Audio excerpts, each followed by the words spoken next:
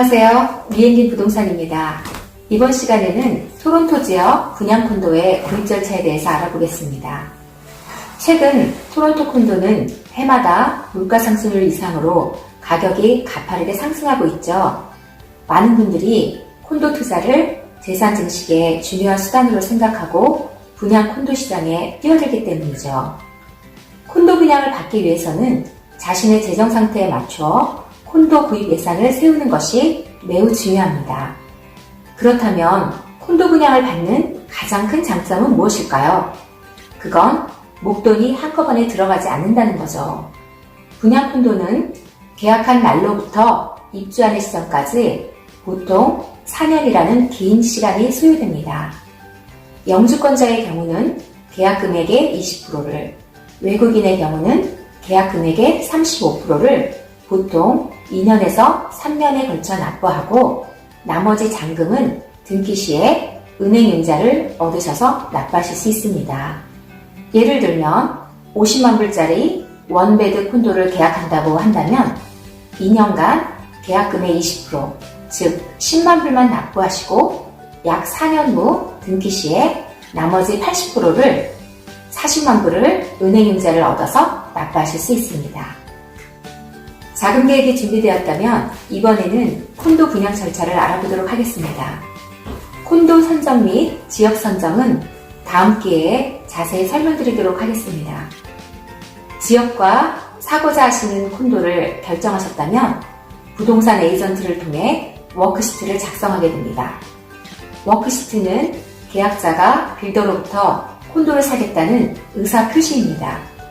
하지만 법적인 구속력은 없어요. 워크시트 제출 후 콘도를 계약하지 않더라도 불이익은 없습니다.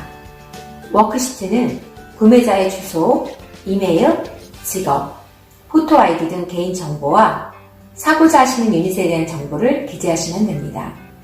워크시트 제출 후 빌더로부터 계약 일정을 통보받으시면 빌더가 정한 장소에서 계약서에 서명하시게 되는데 그때 다음과 같은 준비물이 필요합니다. 포토 아이디, 개인 수표 6장, 계약금 5,000불에서 20,000불. 계약금은 빌더나 콘도 위치에 따라 차이가 있으며 빌더에 따라 뱅크 드래프트를 요구하기도 합니다.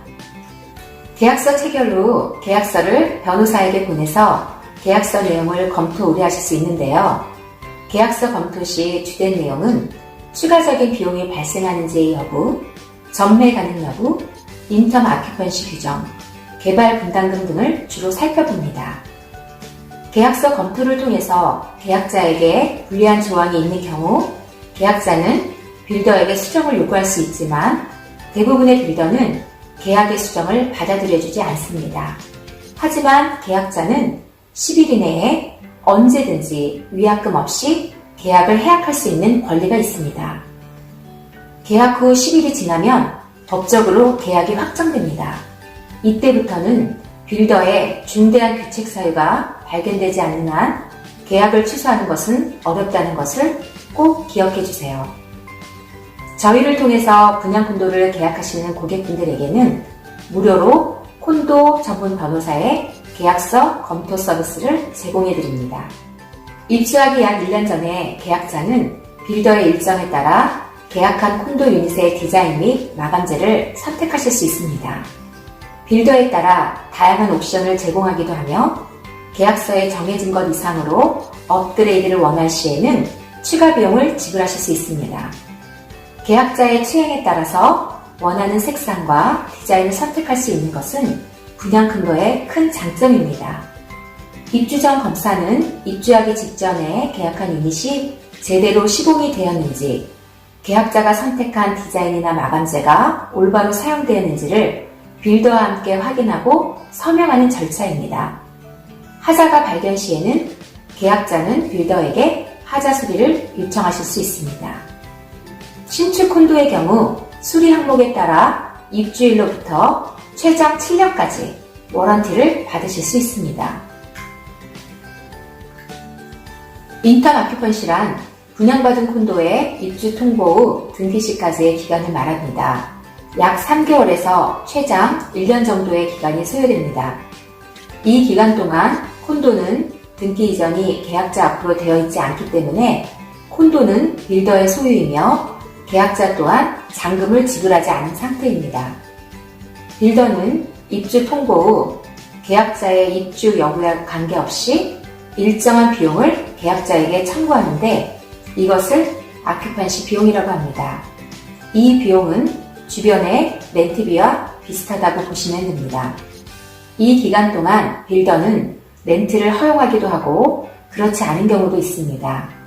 투자 목적으로 분양 콘도를 계약한 경우 렌트를 하지 못하는 경우에 손실이 발생하게 됩니다. 마지막으로 등기 절차입니다. 등기하실 때 가장 중요한 것은 잔금에 대한 문제입니다. 많은 현금을 보유하신 분은 별 문제가 없지만 그렇지 않다면 모기지 서류 준비를 사전에 충분한 시간을 두시고 하셔야 합니다. 클로징 날짜에 너무 임박해서 하시게 되면 원하는 좋은 조건의 모기지를 구하지 못할 수도 있기 때문입니다. 은행 융자가 해결되었다면 취득세, HST, 개발분담금, 교육세, 변호사 비용 등을 변호사를 통해서 납부하시면 모든 분양콘도 구입 절차가 마무리됩니다. 모기지, 콘도 클로징 비용에 대한 것은 다음 기회에 자세히 설명드리겠습니다. 구독은 무료입니다. 구독해주시면 좋은 컨텐츠 만드는 데 큰 힘이 됩니다. 감사합니다.